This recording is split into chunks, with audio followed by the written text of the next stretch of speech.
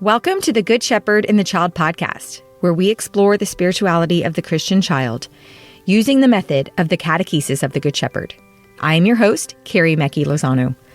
Today on the podcast, we have Mirrione, who is the National Director of CGSUSA, and Karen Maxwell, who is the Director of Formation for CGSUSA, to talk to us about our 40th anniversary celebration that is coming up from August 22nd to August 25th in Phoenix, Arizona. So it has been 40 years since the birth of the United States Association of the Catechesis of the Good Shepherd, and we have a lot to celebrate, and we have a lot to look forward to of what else God will be doing within this work. And so that is our plan for these days of celebration in August. And so we want to tell you all about it and invite you to participate. It will be a hybrid event, so you can come in person to the Sheraton Hotel in Phoenix, Arizona. You can commute back and forth if you live near there. You can join us via live stream, or you can get together with your friends and neighbors and have a little party and watch the event via live stream, or you can watch the event up to 90 days after August 25th as well. So come and join us in this conversation to learn all the nitty-gritty details about how we really want to celebrate with you and come together as a community to celebrate what God has done and also to knit us closer together. I hope you enjoy. Karen and Mary, welcome back to the Good Shepherd and the Child podcast. So happy to be here, Carrie. Thanks for having us back. Thank you, Carrie. I was so happy to be here with you. It's always wonderful to have either one of you on the podcast because you're just such a huge wealth of knowledge to our work. And so I'm really grateful to you to be here with us today. And this is a really important time for the United States Association of Catechesis of the Good Shepherd because this is our 40th anniversary year. So we have a lot to celebrate. And so I'm really looking forward to hearing more about how we plan to celebrate. But I thought it would be really great if you could tell us a little bit more about the roots of CGSUSA. How did we get started? Well, Carrie, in 1975, the first atrium in the U.S. began. It was at St. Giles Community in Oak Park, Illinois, and it was led by Lillian Lewis, who had studied in Rome with Sophia and Gianna. And in that same year, Sophia was invited to St. Paul, Minnesota, and an atrium there was opened by Carol Dittberner. Sophia then returned to the U.S. each summer between 1982 and 1985, and that's when the forming of our National Association began. You know, during those summers, those involved really delighted in this friendship of catechists, and they wanted to remain in that. And they had a retreat with Sophia, and they realized that they wanted this friendship to be nurtured and celebrated, and that they wanted to celebrate this shared vision they had. Yeah. Really looking at a place, a group, an association where the religious life of the child would be honored. So with this as the aim of the association, they discussed how it's become our mission and purpose to involve adults and children in a religious experience where the religious values of childhood are predominant, and keeping in mind that those values are the contemplative nature of the child that indicates a certain way of drawing close to God, and that we can do that with the children, that it is the adult and the child before God. So in 84, after this retreat with Sophia, there was a 5-member board elected, a newsletter was prepared, discussions on what to call this, and we became the National Association of the Catechesis of the Good Shepherd. And as a sign of their friendship and commitment, they all signed the back of a photo of the Good Shepherd statue found in the Vatican Museum. And I love hearing Rebecca speak of this. She remembers how after that moment, she was walking Sophia back to Sophia's room. Sophia couldn't wait to call Gianna, and that with joy, Sophia announced to Gianna, an association has been born. So we started with this small mustard seed of an association with 25 catechists. That's amazing. Yeah. Yeah. It is. It's always about the catechist formation that helps plant those seeds for these atria. Mm-hmm. So in 1975, we remember that is our first course that happened in the United States.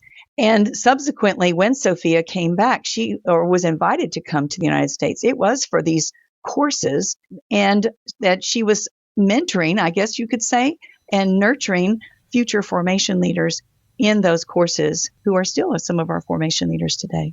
Yeah. Yeah. That's amazing. That's such beautiful history. And to start off really just like mustard seeds with 25 members. And what are we at now? We're almost at 5,000, Carrie, almost at 5,000, which of course, that's the miracle. You give them something to eat, he says, when we get to that number. And of course, the joy in that is that whatever it is, whatever we have, if we give it to him, he makes it abundantly blessed. Right. Yeah. And that we've lived that these 40 years is just a joy. In the early years, we had just a few courses in trying to meet the growing interest. But, now we have over 350 registered courses in the United States and in some countries where our formation leaders are serving as well. That's amazing. Such a mustard seed growth. It is. But, it's interesting, too, that the same desire that was present in those early catechists to come together and form as an association is with us today. Yeah. Because we all continue to desire to help children hear the loving voice of the Good Shepherd and help catechist families and parishes, the church, and many others to hear the voice as well. Yeah. With the children.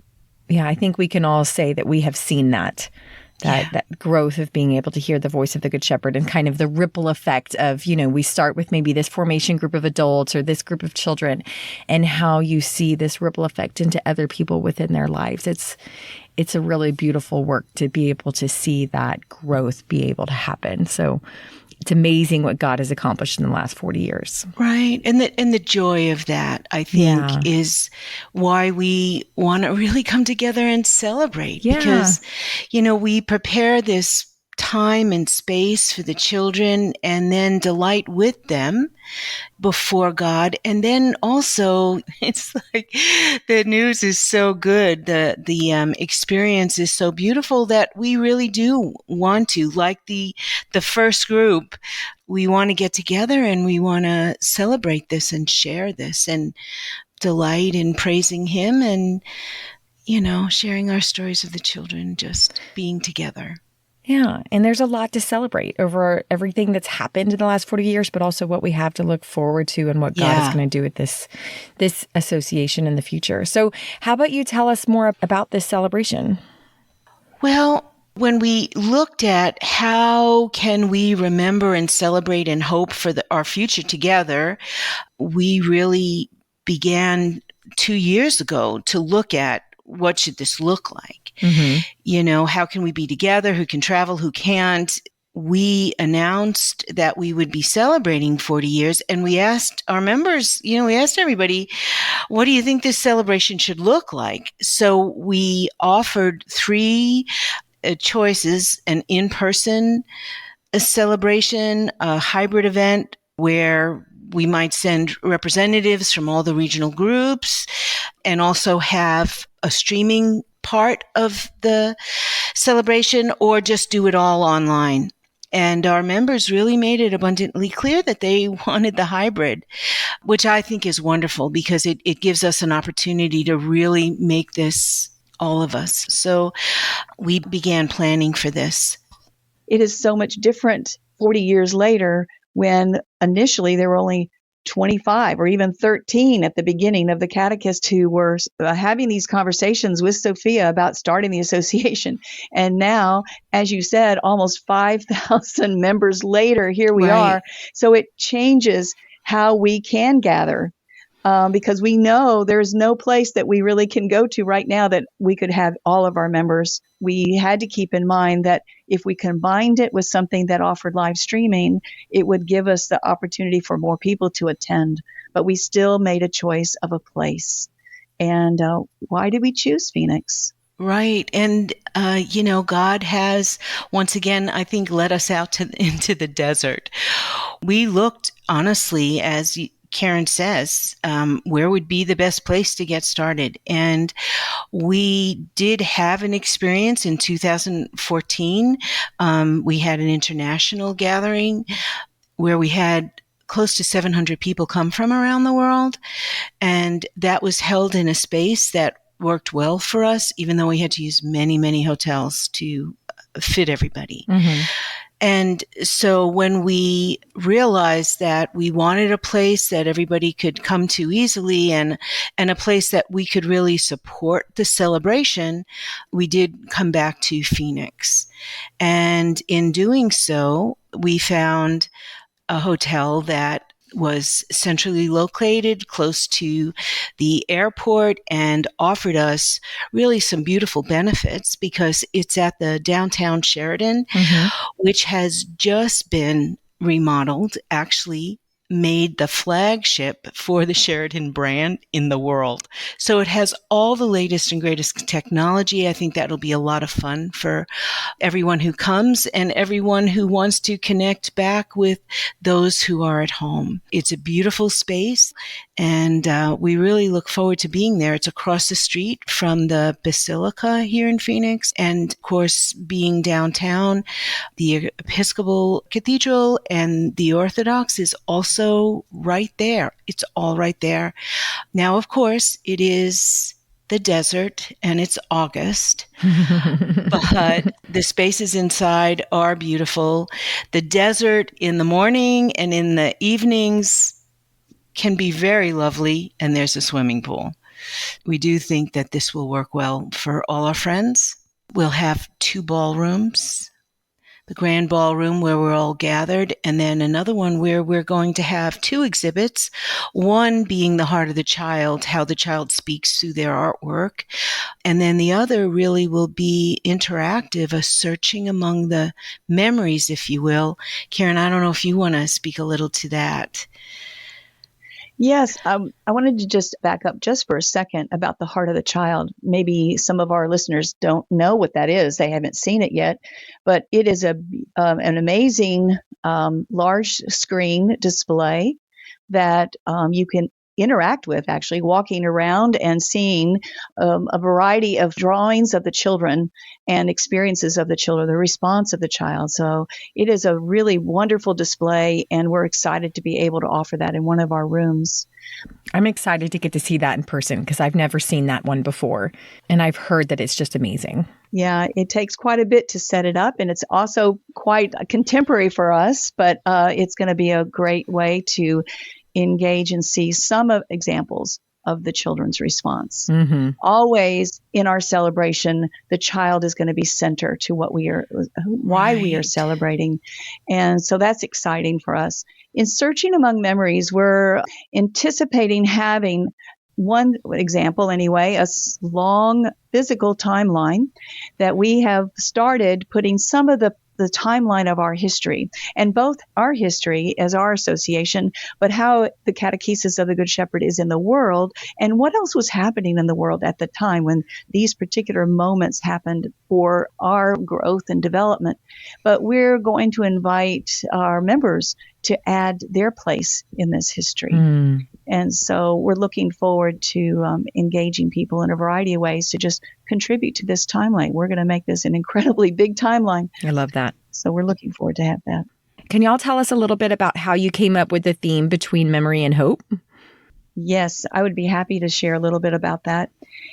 You know, we continue to draw our inspiration from Sophia Cavalletti and John Agobi. And with our 40th anniversary celebration, our theme is between memory and hope.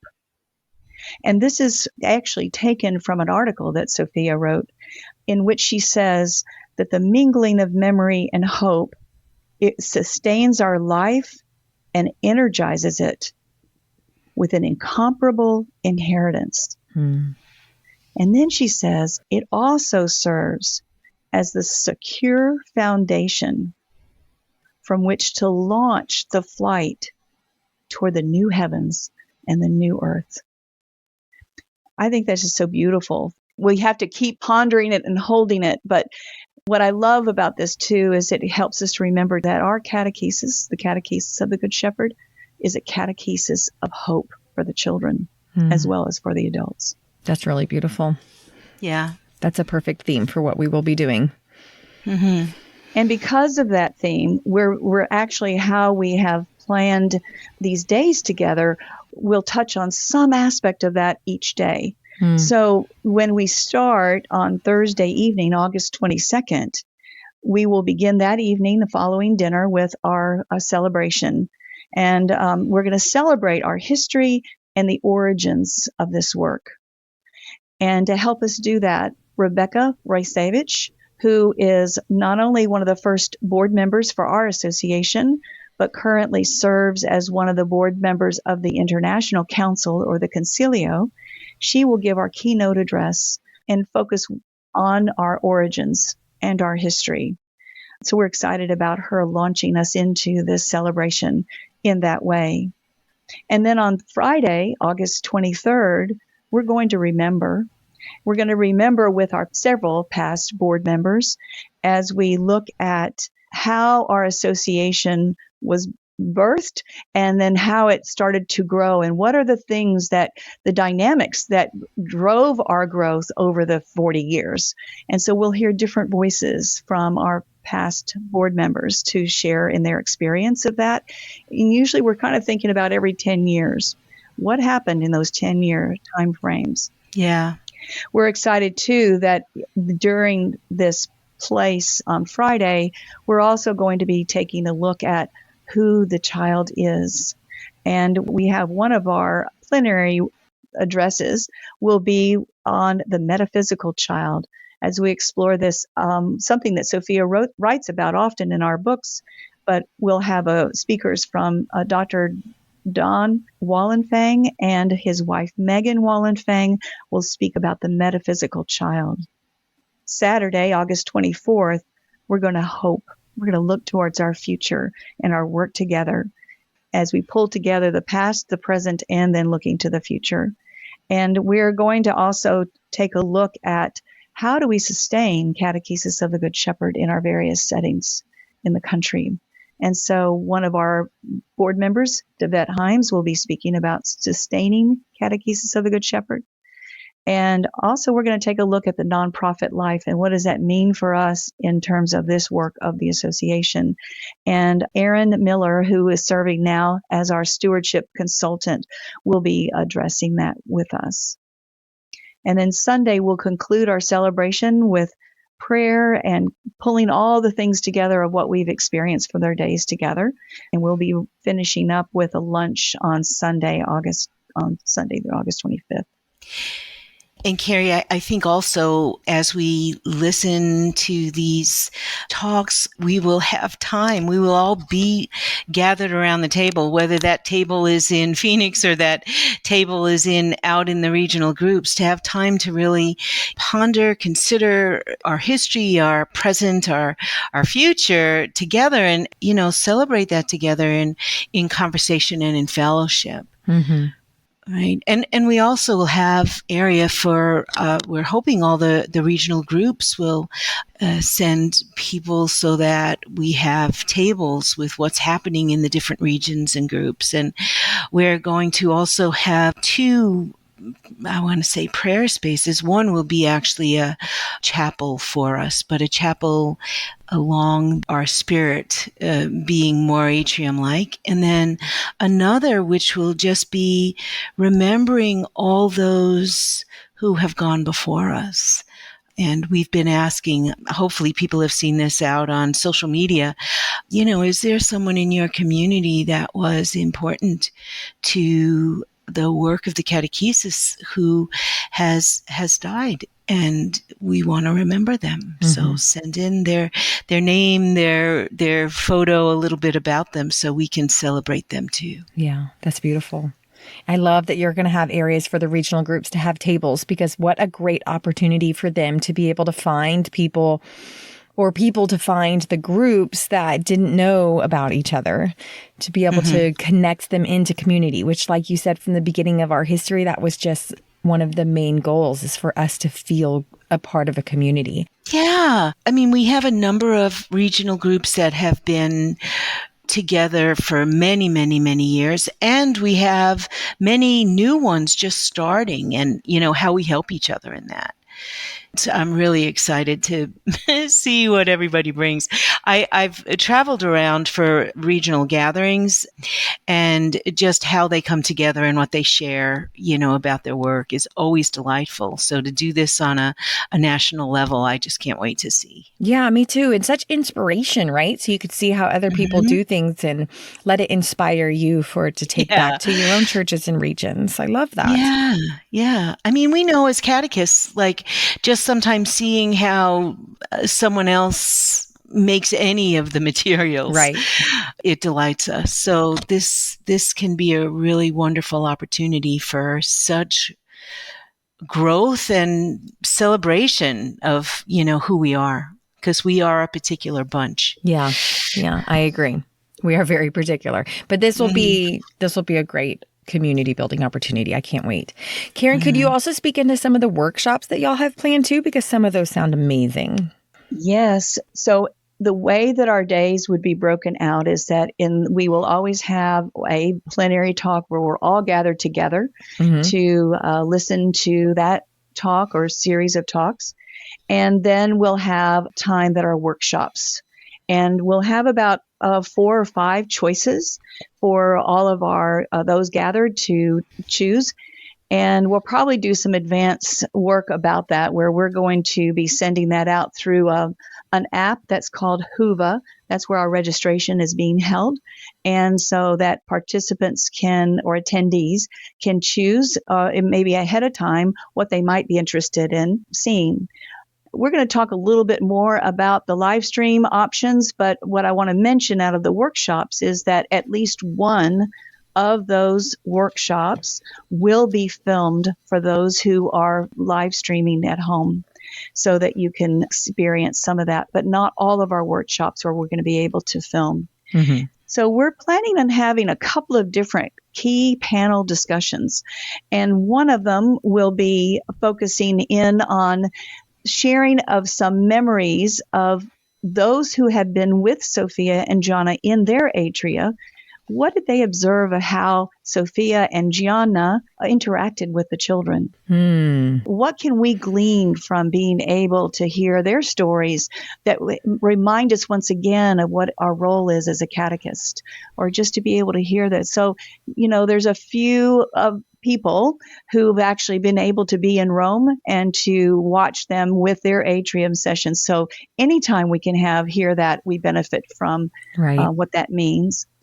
And then we're going to also that'll be on Friday morning. And then Friday afternoon's workshop will be some of our experienced formation leaders sharing about the child of today. So we're going to take a look at who the children were that Sophia and Gianna saw or were with, and then who are we seeing? Who are the children of today that we are experiencing? So we'll have a panel discussion with some of our formation leaders. We're going to also have, and what I'm highlighting right now are the ones that are going to also be available by live stream, but we are going to have on Saturday morning a panel discussion with several catechists who are working with the littlest ones, our toddlers, because that's a new initiative that we're exploring now, is the work with infants, toddlers, but most particularly the toddler atria.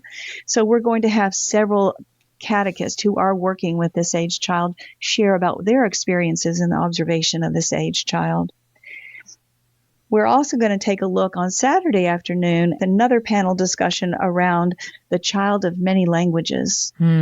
Most particularly, though, we're going to focus on children who are Spanish speaking and bilingual, because that is a very large, growing population of service for us that we're learning about how to best serve families who are Spanish speaking, children who are coming to us who are bilingual, and how do we best serve them in the atrium. So we're excited about that. So that's some of the workshops.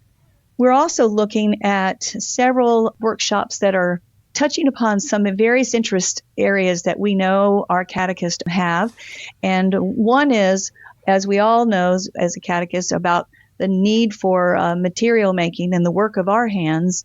So we're going to get some good tips from Don Martin, who is the owner of the Catechist Husband. He makes unfinished materials that are used in the atrium, but he has some good pointers for any catechist who's working with making their own materials. And so he will be giving a couple of the workshops. Anne Garrido, whose book Preaching with Children has been a new addition to our library, will be giving a workshop on that very theme, the preaching with children. And so we're looking forward to hearing what she has to share. We have a Jesuit priest, Father Joseph Hill, who has also received catechist formation in level 1. He has a great interest in Catechesis of the Good Shepherd. He is going to share some of his thoughts on the connection between Catechesis of the Good Shepherd and Ignatian spirituality. And we're looking forward to hearing what he has to share. So do any of those sound particularly interesting to you? Yes, they all sound interesting. I'm going to have a hard time picking one because I'm going to want to go to all of them. I know, and that's just one of the workshops. Yeah, there's many. Yeah. That's amazing. But we have a couple of others that I'd like to mention. Would be we're going to hear from some of our catechist and formation leaders who have served as missionaries in bringing Catechesis of the Good Shepherd to underserved populations in the world and in our country. And we're going to take a look at also the baptism is a beginning. Rebecca will be giving a workshop on that based on her book, Baptism is a Beginning. We're going to have some conversations, too, around Catechesis of the Good Shepherd in the schools and how we're seeing that develop. I can't wait. That just gives you a highlight. Yes. Just a highlight of a few those things. sound amazing. Oh, I can't wait. Okay, so if you are interested in participating in this celebration, what are my options and how do I register? Well, if someone wants to register either individually or for a watch party, they need to go to our website, CGSUSA.org, and log into their membership account. If they're not yet a member, they can become a member. In fact, we will be, in celebration of our 40 years, offering 40 free memberships for this year. Mary Heinrich will be following up with that in emails, but I'm kind of excited about that. Anyway, when you sign in, you'll see at the top of your login page in big bright purple, the 40th anniversary celebration, and you click on that and then you can see the different options for registration. It's pretty straightforward. So I'd like to touch upon a little bit of one of these registrations, or actually two of them, because two of the three options are to attend remotely. And we've talked a little bit about what will be available to those who choose to, who are going to be attending from home or from a watch party. To offer the technology of doing this is quite a big undertaking for us. In fact, we're very grateful for the capacity for us to be able to do some live streaming, but we are discovering that it's also quite an investment for us to do. So we're really looking forward to many of our members signing up to attend live streaming, as well as many of our members coming to join us in person. You can attend via live streaming either just from your home, or you can attend by bringing a couple of people together, and that's an option for registration for up to 5 people or up to 9 people. And then if you have more than that, 10 or more, that's when it becomes a watch party. And we have some resources available for those who will be attending remotely to help enliven your gathering, because I think what we're really recognizing is that whether you are in person and joining us at the Sheraton Hotel downtown Phoenix at that time, or you are gathering a group of people together, you're still building a community. And we want you to be connected to what's happening to the celebration in Phoenix just as much as if you were there. Right. So we have a watch party kit that has been put together that would be offered to you once you sign up for that. It's a great opportunity to gather people together and get to know who the people are in your area. Yeah. Yeah. I mean, we're really hoping for that. And with these watch parties, we'll be also sending, some of the gifts that we're going to have at the live event as well. We've prepared a commemorative journal in honor of our 40 years. We also will have some giveaways, some possible things for raffles that the watch parties can enjoy. The watch party kit is really delightful. Mary Heinrich has put together something that includes different recipes and songs and prayers and, just many things for them gathering together. We also actually had a Zoom meeting a couple of weeks ago. The video of this is now available on our website, where we had our friends at Synergy Philanthropy give a talk on how to seek funding for these watch parties. Because we know, as Karen said, the cost of live streaming and the technology that we needed and the support that we needed in this is really expensive. But, how to find friends of the catechesis that could help you pay for those watch parties. So there's a lot of good resources available to make this happen in the different groups around the country. And the watch party kit is so amazing because if you are wanting to coordinate a watch party, it helps take a lot of the work from you so that it can be as easy as possible for you to be able to host a watch party with all the catechists at your parish or with parents or whatever group you're wanting to invite to participate in that. And I love that through the Whova app that we're using for this event, that you don't have to do the watch party the weekend of. Maybe that's your registration weekend, or you have a wedding or whatever. That weekend, those dates do not work for you. You have access to the recordings for up to 90 days. So I think it takes you all the way to like November 25th, if I remember correctly, to be able to host a party to watch and discuss and maybe make some materials and be able to have conversation and build community within your community, and using these talks that we will be having in Arizona, but using them as promptings for that. I love that there's so many different ways that you can use this event. But I'm so excited to be able to attend in person. I wasn't able to attend in 2014. So I am going to get to attend this year. And I'm so excited because to me, like the sitting there and having meals with people and seeing them face to face and getting to have all of those conversations from people all over the country builds so much community. So I'm really excited about the in-person part of this event as well. Yeah, Karen, I remember the joy of 2014, just the joy of everybody coming. Yeah. I remember also being just a little bit overwhelmed when I saw how many chairs we had set up in the main room. Such a great problem to have. So many people. I love it. I can't wait. Well, I'm delighted too with this one, the way we have this one set up, that we'll all be at tables, not just sitting across in rows listening, but, in a space where we can really enjoy each other. And even the Sheraton is big enough for everybody to stay at.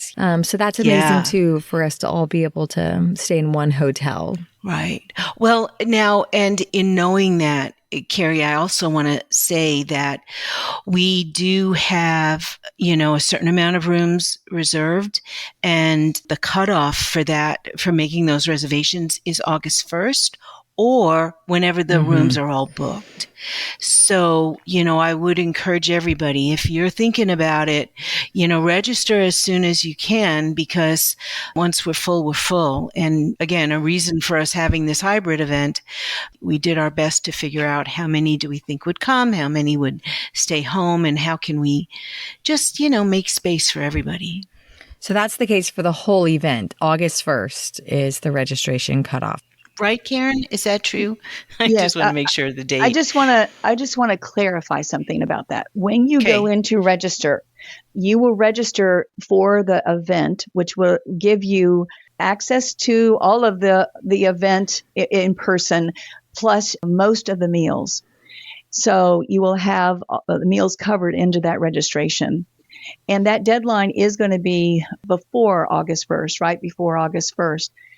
There is also a link on our website that gives you a pass key to register directly with the Sheraton Hotel for your room. So you have to register 2 different things. And that registration also has to happen before August 1st. That was when the link expires. So registrations are coming in. We would encourage you not to delay. Go ahead and make sure you have your place at this celebration. And go to our website. You sign in as a member. You will see in bold letters a purple link that will take you right to the page where all this information is available to you about the 40th celebration. That's very helpful. Okay, so is there anything else about this celebration that you want to lift up before we finish today? Only that we really do hope everybody comes, right?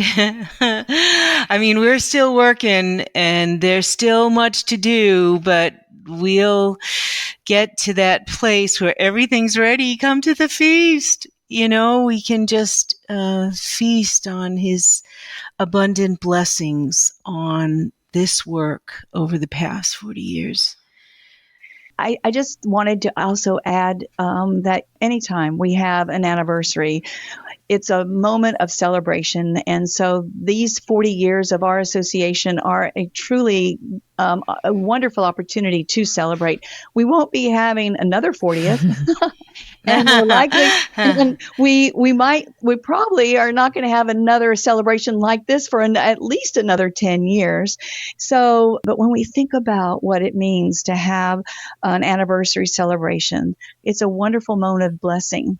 And they help us, these kinds of celebrations, and this celebration in particular, helps us to slow down and to notice God's many gifts and to be able to build our friendship and community even stronger, because we're all over the country, and some are even outside of this country who are members. But it is a wonderful way to be connected, because after all, aren't we all part of this true vine? Yeah. It's true that these moments in our time, these anniversary celebrations, really give us an opportunity to praise God for everything he has given us. Charles Foucault once wrote that you must cross the desert and dwell in it to receive the grace of God.